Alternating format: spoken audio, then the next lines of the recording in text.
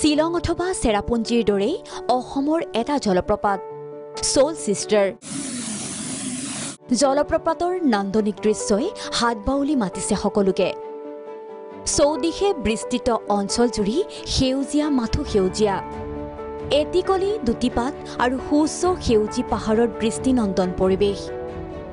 প্ৰকৃতিৰ নয়নাভিৰাম দৃশ্য দেখি আপ্লুত হ'ব আপুনিও জনচক্ষুৰ মাজত অপৰিচিত এটি অঞ্চল যিটো অঞ্চলৰ প্ৰাকৃতিক মনোমোহা পৰিৱেশে মুগ্ধ কৰিছে সকলোকে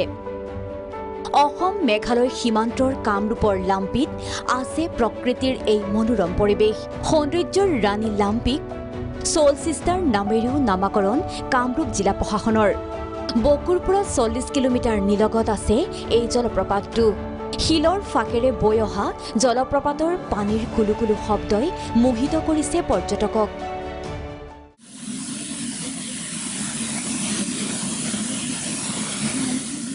জিলা প্ৰশাসনৰ উদ্যোগত জলপ্ৰপাতলৈ কামৰূপৰ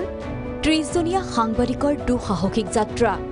পাহাৰৰ লুংলুঙীয়া বাটেৰে এখনৰ পাছত আন এখন সুউচ্চ পাহাৰ বগাই 6 কিলোমিটাৰ খোজকাঢ়ি জলপ্ৰপাতটোত উপস্থিত হয় সাংবাদিকৰ দল নিশ্চয় কয় যে আমি অসম মেঘালয় সীমান্তত থকা এই যি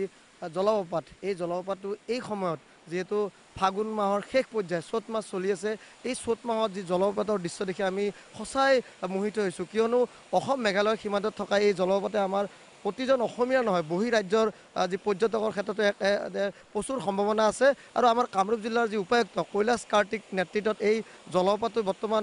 যি পূৰ্বৰ যি দুৰ্গম ৰাস্তা এই দুৰ্গম ৰাস্তা বৰ্তমান যথেষ্ট সুচল কৰি দিছে জলপ্ৰপাতটো প্ৰত্যক্ষ কৰি অভিভূত সাংবাদিকৰ দল পাহাৰ বগাই ট্ৰেকিং কৰা সকলৰ বাবেও এই স্থান অতি সুন্দৰ পৰ্যটকৰ প্ৰচুৰ সম্ভাৱনীয়তা থকা এই জলপ্ৰপাতটো ৰাজ্যৰ মাজলৈ উলিয়াই অনাৰ প্ৰচেষ্টা অব্যাহত কামৰূপ জিলা প্ৰশাসনৰ এই মনোৰম জলপ্ৰপাতটো পৰ্যটকৰ আকৰ্ষণৰ কেন্দ্ৰবিন্দু কৰিবলৈ আহ্বান সাংবাদিকসকলক দুৰ্গম বাটপথৰ বিপৰীতে আৰোহণৰ সুচল পথ নিৰ্মাণৰ চেষ্টাও অব্যাহত কামৰূপ জিলা প্ৰশাসনৰ সোল সিস্টাৰক পৰ্যটনৰ আকৰ্ষণৰ কেন্দ্ৰৰূপে গঢ়ি তুলিবলৈ মুখ্যমন্ত্ৰী ডক্টৰ হিমন্ত বিশ্ব শৰ্মা আৰু পৰ্যটন বিভাগক বিশেষ ব্যৱস্থা গ্ৰহণৰ আহ্বান